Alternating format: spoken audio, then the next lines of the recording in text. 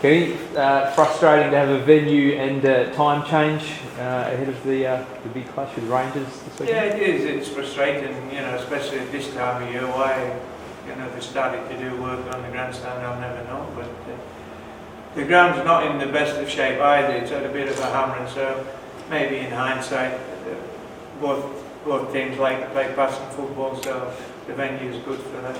Coming off a shock loss, has that given you a bit of a scare into confidence? I think it's given it a bump into confidence for sure. And having to work a little bit harder and maintain our shape and discipline. Yeah, I wasn't too disappointed in the performance. We had a lot of young players in the side, and the football was quite tidy. We just lacked a cutting edge. We just didn't get in behind enough and net punishment. Did you go up into that Launceston game expecting to win after the Lacquer Cup final victory? Yeah, I think we go into every game expecting to win, but it's all right expecting. You've got to turn up and play and put on a performance, and we owe that to our supporters. We have a good band of fans who follow us around, so we owe that to them. And as I say, the performance wasn't too shabby. It was okay. It just in the front we weren't dynamic at all. Does the venue and time change square things up this week? I think so with Rangers. Rangers are a very good footballing side. They like the control of the play from the back, especially through midfield. They have quality players in those areas which we'll have to come to grips with. So I think it'll be a good quality game on Sunday. You say you were happy with how you played, obviously still come out with a loss though. How can you be sure you'll be happy enough with how you're playing to then also come out with a win this week? Well, football's about winning, so while we can be happy with the performance, we're certainly not happy with the result.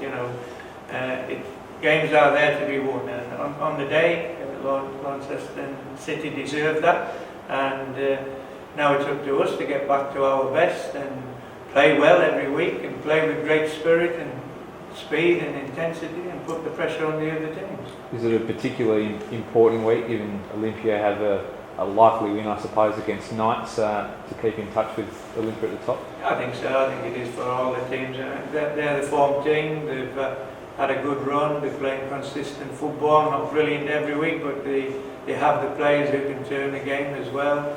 So I think it's important to keep in touch with them. I think you mentioned a couple of weeks ago as well, Rangers are probably the team for you that have been underrated and probably your smoky. Do you feel that still about Rangers? I think if they can get all the best players on the pitch together at the same time, they've been a little bit unlucky with injuries at key times, and I think young Atkinson may have been out this week as well with injury. So they've had a bit of bad luck in that area. But certainly on the day they can play quality football, so they will get our respect on Sunday. Ken, how worried are you about the continued absence of your captain, Phil Alford? Well, he's out for a while, I think. I don't think it'll be a quick fix, and we have no need to bring him back as a quick fix. We've qualified for the FFA Cup, so that's a big achievement in itself. We're still in a shout for the league. We'll play hard and we'll be chasing Olympia right down till the end. So we've got a lot to play for.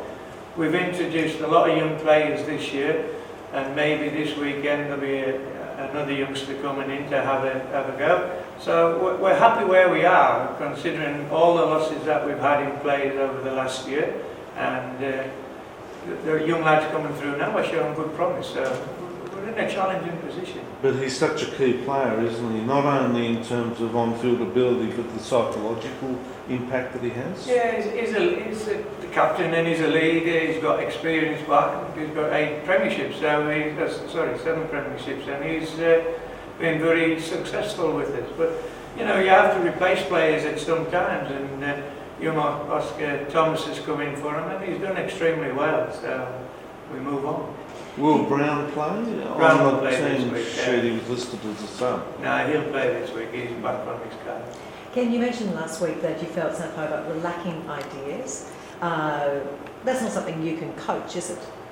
No, I mean, we have good players up front, but it's been difficult to try and gel players together, and they have to create that between themselves, that camaraderie on the field, support each other, help each other on and off the ball, and we've got to make that better.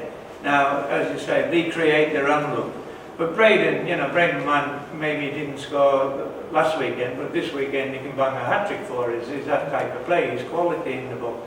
So we just need our big players in that front third to step up this week. Albie out this week with concussion. No, Albie will be okay.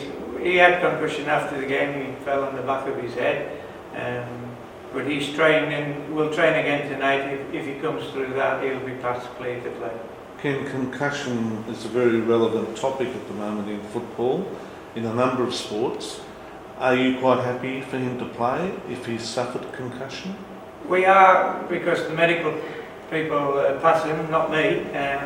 We've sat back on Alec Walter for nearly 2 weeks, just over, but he was clear, he was getting no more headaches and everything like that was fine. So if Rob clears him to play, then we'll play. But he will have to meet the guidelines.